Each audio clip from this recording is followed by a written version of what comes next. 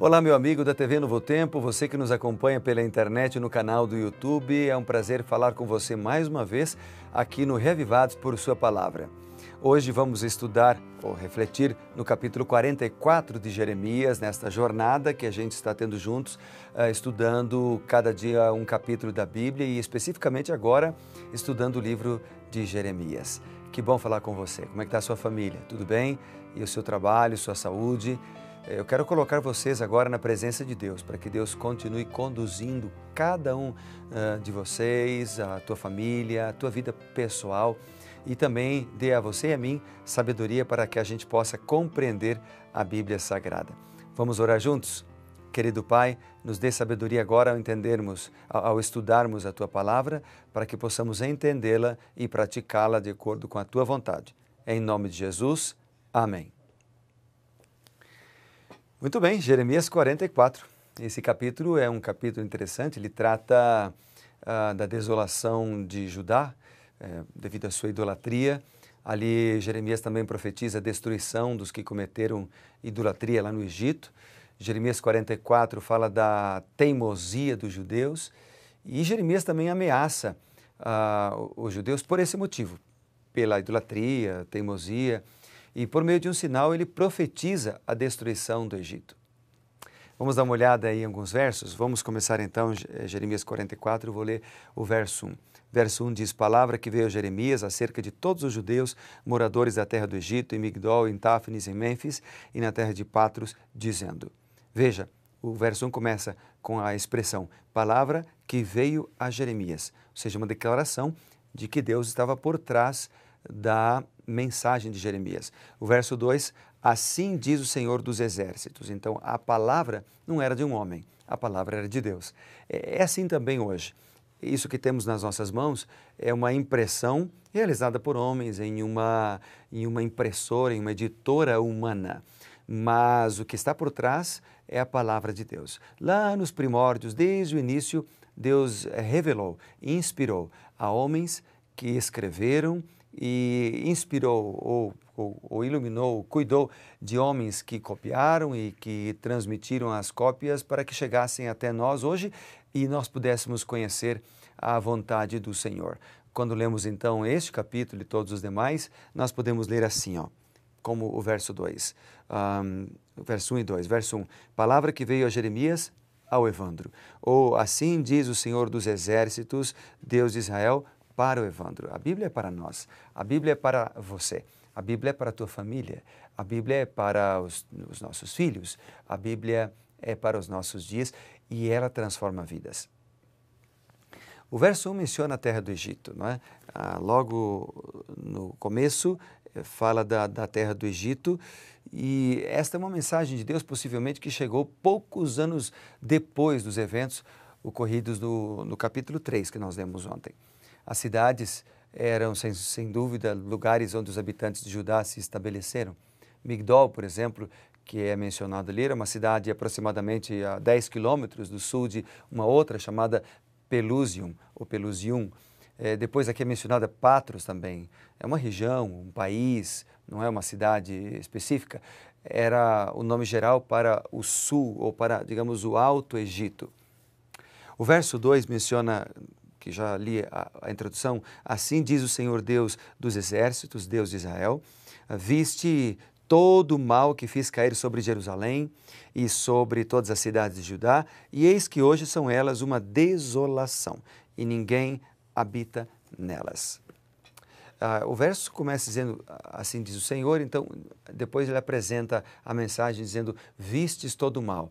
Ele começa, portanto, com um apelo à experiência pessoal do povo. Ou seja, Deus esperava convencer os judeus de que as suas dificuldades e aflições, elas tinham sido causadas, como eles bem sabiam, pela apostasia, pela idolatria, pela adoração a um outro Deus. Ou seja, eles trocaram a adoração ao Deus verdadeiro por ídolos.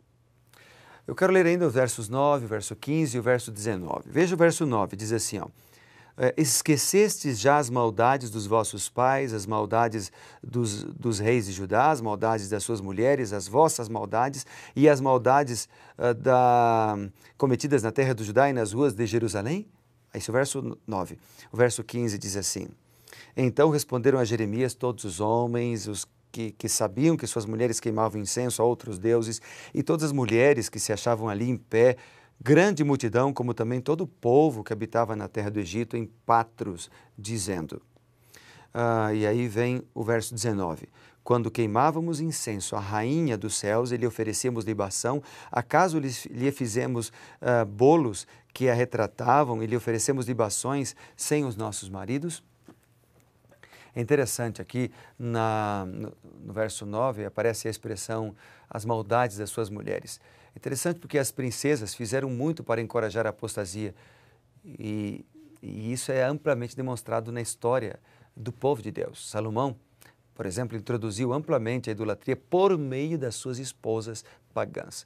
Lá em 1 Reis 11, por exemplo, você encontra isso. No verso 15, aparece ali a expressão, veja, diz assim, responderam a Jeremias todos os homens que sabiam que as suas mulheres queimavam incenso a outros deuses. Claro que os esposos, eles tinham consentido com a atuação das mulheres, eles não só sabiam, eles haviam autorizado e participavam desta adoração. Então, mais cedo ou mais tarde, com as práticas idólatras das suas esposas, eles também passaram a ser idólatras. No verso 19, que foi o último que li aqui, diz o seguinte, as mulheres, como se defendendo, diz assim, quando queimávamos incenso à rainha dos céus, lhe oferecíamos libações, acaso lhe fizemos bolos, que a retratava, e lhe oferecemos libações sem os nossos maridos? Ou seja, ressentidas com as palavras de Jeremias, que havia condenado a sua iniquidade, as mulheres reagiram rápido. E elas declararam que os esposos estavam junto com elas, que eles haviam sancionado as suas ações, que eles também eram idólatras. E por último, versículo 25 e 26, nesse mesmo contexto, nesse mesmo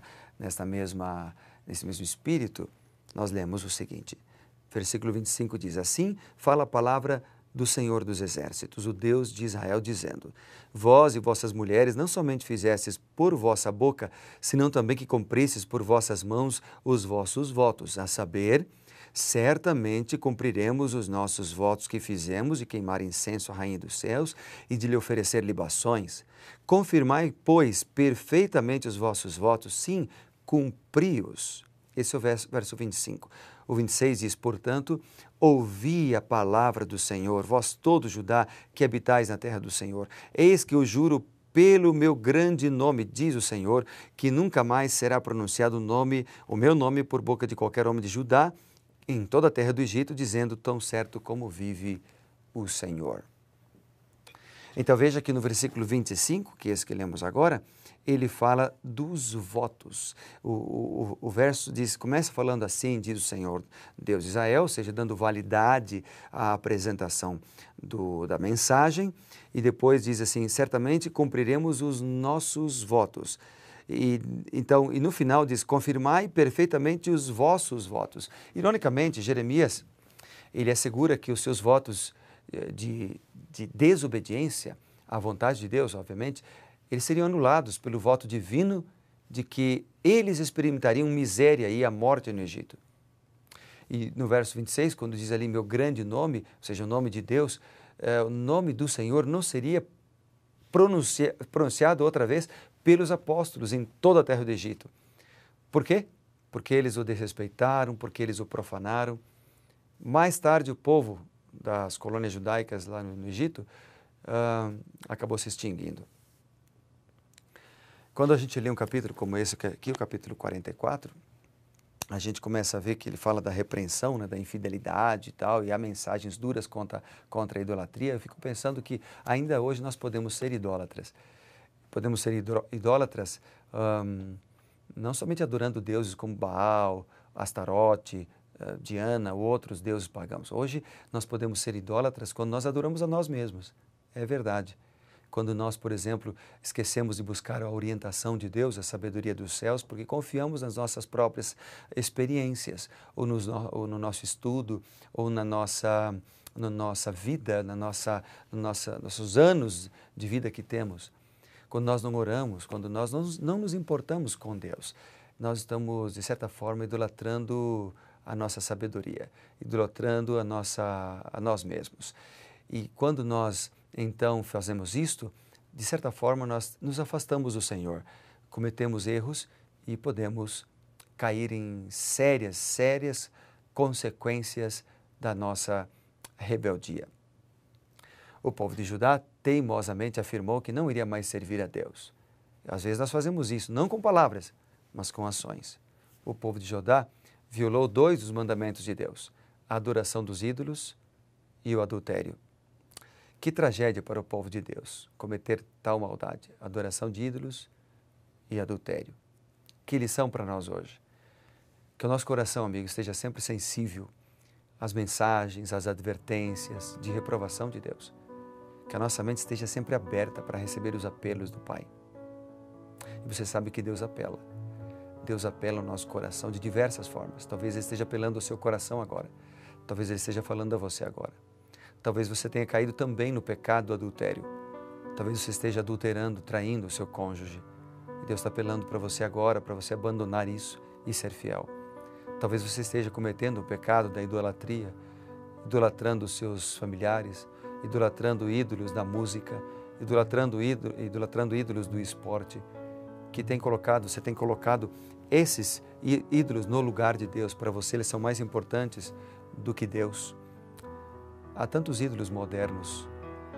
O trabalho às vezes é um ídolo moderno, porque nós colocamos ele como mais importante que Deus. Às vezes um relacionamento amoroso é um ídolo moderno, porque nós o colocamos como mais importante do que Deus. O que eu quero te dizer, amigo e amiga, é que Deus te chama agora para você abandonar a idolatria, abandonar os teus gostos pessoais e colocar a tua vida nas mãos de Deus. Vamos fazer uma oração por isso? Eu quero orar para que Deus nos conduza, para que Deus nos guarde e para que Deus nos dirija. Oremos. Querido Pai, obrigado pela oportunidade de estudar a Tua Palavra. Não queremos ser repreendidos e condenados como o povo de Israel, mas queremos ser salvos pela graça maravilhosa de Cristo. Por isso entregamos nas mãos dele a nossa vida, nossos medos, tudo o que temos e somos, e o fazemos em nome de Jesus. Amém. Que Deus te abençoe e lembre-se, seja revivado por sua palavra. Grande abraço.